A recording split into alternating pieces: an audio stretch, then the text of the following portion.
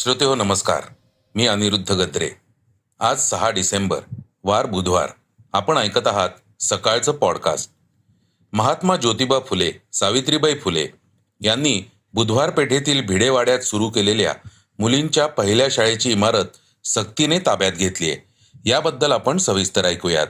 यंदा राज्यात गव्हाचे कमी उत्पादन होण्याच्या शक्यतेने साधारण 30% गव्हाचा कमी पुरवठा होणार असल्याच्या चर्चा सुरू झाल्याने स्वतः दुकानदार त्रस्त आहेत. याबद्दलही आपण सविस्तर ऐकणार आहोत. बंगालच्या उपसागरातील मिचॉंग चक्रीवादळामुळे राज्यात पावसाला पोषक हवामान होत आहे. आता हवामान विभागाने महाराष्ट्रात कोणत्या ठिकाणी पाऊस पडणार याची शक्यता वर्तवली आहे.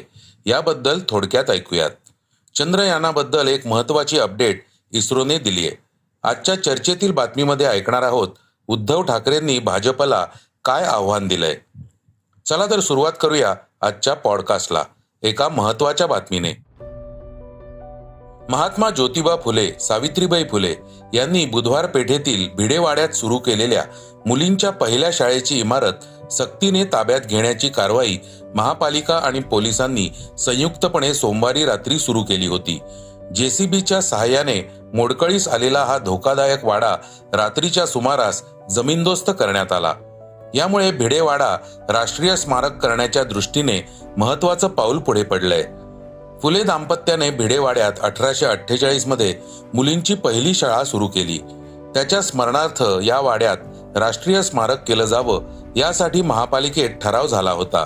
नंतर जागा ताब्यात घेण्याची प्रक्रिया सुरू केल्यानंतर गेली 13 वर्ष उच्च न्यायालयात खटला सुरू होता. उच्च न्यायालयाने महापालिकेच्या बाजूने निर्णय दिल्यानंतर सर्वोच्च न्यायालयानेही हा निर्णय कायम ठेवण्यात आला. तसंच ही जागा एका महिन्याच्या आत महापालिकेकडे हस्तांतरित करण्याचे आदेश जागा मालक व भाडेकरूंना दिले होते. ही मुदत 3 डिसेंबरला संपल्याने महापालिकेने पोलीस बंदोबस्तात भूसंपादनाची प्रक्रिया सुरू केली. महापालिकेच्या भूसंपादन विभागाच्या अधिकाऱ्यांनी भिडेवाड्यातील जागा मालक आणि भाडेकरूंना नोटीस पाठवण्यात आली होती.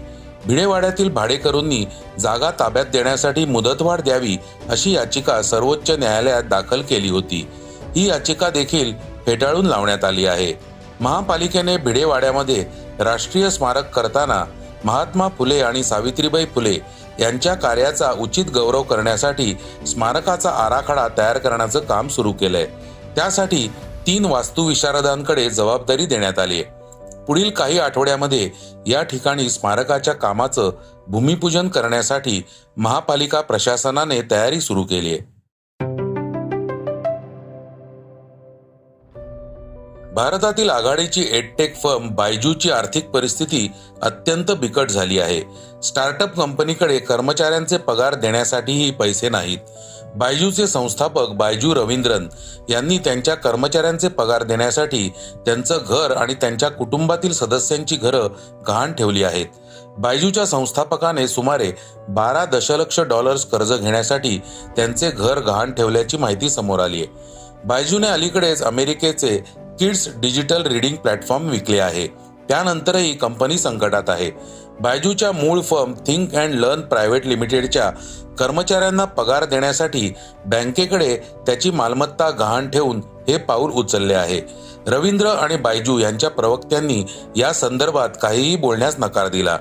यावर्षी नोव्हेंबरमध्ये ईडीने बायजूवर छापा टाकला होता, ज्यात थिंक अँड लर्न प्रायव्हेट लिमिटेडवर FDI अंतर्गत सुमारे 28,000 कोटी रुपये मिळवल्याचा आरोप आहे.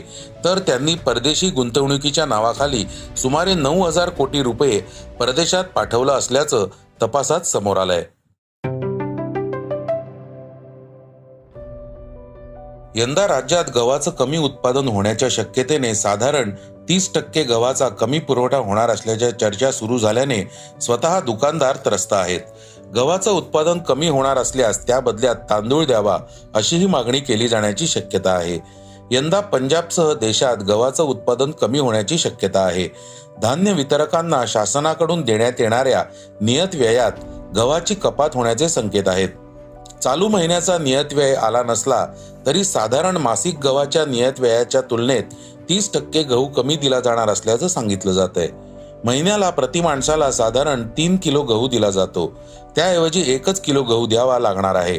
अशा स्थितीत गव्हाऐवजी तांदूळ द्यावा अशी मागणी पुढे येताना दिसत आहे. त्यासाठी ऑनलाईन धान्य वितरणाच्या यंत्रणेत तसा बदल करावा लागणार आहे. जिल्ह्यासह राज्यात धान्य वितरणाची प्रणाली ऑनलाईन आहे. यंत्रणेत प्रति माणूस जेवढा कोटा आहे तो संगणकीय प्रणालीत आधीच असतो. त्यात ग्राहकांना परस्पर बदल करता येत नाही. त्यामुळे गव्हाला पर्याय म्हणून तांदूळ द्यायचे झाल्यास ऑनलाईन यंत्रात बदल करावे लागणार आहेत, असं स्वतः धान्य वितरकांनी म्हटलंय. आता सरकार काय निर्णय घेणार हे पाहणं महत्त्वाचं ठरणार आहे. आता आपण ऐकणार आहोत आजच्या वेगवान घडामोडी. बंगालच्या उपसागरातील मिचॉंग चक्रीवादळामुळे राज्यात पावसाला पोषक हवामान होत आहे. विदर्भ, मराठवाड्यात पावसाची शक्यता असून पूर्व विदर्भात विजांसह पावसाचा इशारा देण्यात आलाय. तर मराठवाड्यात तुरळक ठिकाणी विजांसह पावसाची शक्यता हवामान विभागाने वर्तवली आहे. आज चंद्रपूर, नागपूर, गडचिरोली, यवतमाळ आणि गोंदियात जोरदार पावसाचा अंदाज हवामान विभागाकडून वर्तवण्यात आलाय. आपण पृथ्वीवरून चंद्रावर गोष्टी पाठवण्यास तर सक्षम आहोत, मात्र चंद्रावरून पृथ्वीवर काही परत आणण्यासही आपण सक्षम असल्याचं इस्रोने या प्रयोगातून सिद्ध केलंय. इस्रोने ज्या प्रकारे चांद्रयान पृथ्वीच्या कक्षेतून चंद्राच्या कक्षेत ढकललं होतं, त्याच प्रकारे मॅन्युव्हर पार पाडत असताना आता चांद्रयान 3च्या प्रॉपल्शन मॉड्यूलला चंद्राच्या कक्षेतून पृथ्वीच्या कक्षेत आणण्यात आल्याची माहिती इस्रोने दिली आहे. सीआयडी या लोकप्रिय शोमध्ये फ्रेडीची भूमिका साकारणारे दिनेश फडणीस हे गेल्या काही दिवसांपासून आजारी होते. मात्र दिनेश आजाराशी झुंज अपयशी ठरली असून त्यांचं वयाच्या 57व्या वर्षी निधन झालंय. दिनेश यांचे सहकलाकार आणि सीआयडी अभिनेता दयानंद शेट्टी यांनी यकृत निकामी झाल्याने त्यांना रुग्णालयात दाखल केल्याचं म्हटलंय. नवी दिल्लीतील कर्णी सिंग शूटिंग रेंजवर 10 मीटर एअर पिस्तूलमध्ये सिलेंडरच्या सहाय्याने गॅस भरत असताना स्फोट झाला. यामध्ये राष्ट्रीय स्तरावरील नेमबाज पुष्पेंदर कुमार याच्या डाव्या अंगठ्यावर आघात झालाय. या घटनेनंतर आता राष्ट्रीय नेमबाजी स्पर्धेमध्ये त्याला सहभागी होता येणार नाही. आता आपण ऐकणार आहोत आजची चर्चेतील बातमी. पत्रकार परिषदेत बोलताना उद्धव ठाकरेंनी भाजपला आव्हान दिलंय. 5 राज्यांमध्ये निवडणुका पार पडल्या. या निवडणुकांमध्ये भाजपला भरघोस यश मिळालं. मात्र त्यांना माझं आव्हान आहे, मुंबई महापालिकेची निवडणूक घेऊन दाखवावी. ऐकूयात ते काय म्हणालेत. म्हणजे आमच्याही मनामध्ये शंका नको, कारण आता सगळं वातावरण विरोधात असताना मध्ये सगळे जे काही एक्झिट पोल आणि काय सगळे पोल बिल येत होते ते उलटे पालटे करणारे निकाल लागतात. ते कसं घडलं हे मतदाराला हा प्रश्न पडत असेल तर ती शंका दूर करायला एकच निवडणूक, जर दम असेल तर बॅलेट पेपरवरती घ्या. बॅलेट पेपरवरती मतमोजणी करायला वेळ लागत असेल मान्य आहे, पण ज्या वेळेला निवडणुका लांबवल्या जातात, अगदी सिनेटची निवडणूक सुद्धा, साधी सिनेटची निवडणूक तुम्ही लांबवताय, त्याच्यात वेळ लागतात. मग मतमोजणीसाठी जिकडे लोकशाहीचं आणि देशाचं भवितव्य ठरवणारी निवडणूक आहे, तिला मतमोजणीसाठी 2-3 दिवस लागले तर त्याच्यात फरक काय पडतो. आज सुद्धा महापालिकेची निवडणूक वर्ष 1.5 वर्ष तुम्ही पुढे ढकललेली आहे, त्याच्यात वेळ नाही जात. तर तो जो वेळ आहे त्याच्यापेक्षा हा वेळ अगदी कमी आहे.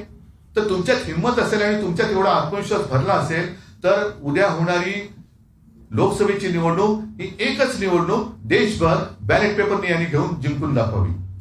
आणि नाही तर पहिली मुंबई महापालिकेची निवडणूक यांनी बॅलेट पेपरवरती घेऊन दाखवावी. असो, हे सगळे प्रश्न आहेत, पण हा विषय जेव्हा मुंबईकरांच्या गळ्याशी आलेला आहे तेव्हा हा फास तोडण्याचं काम शिवसेना केल्याशिवाय राहणार नाही.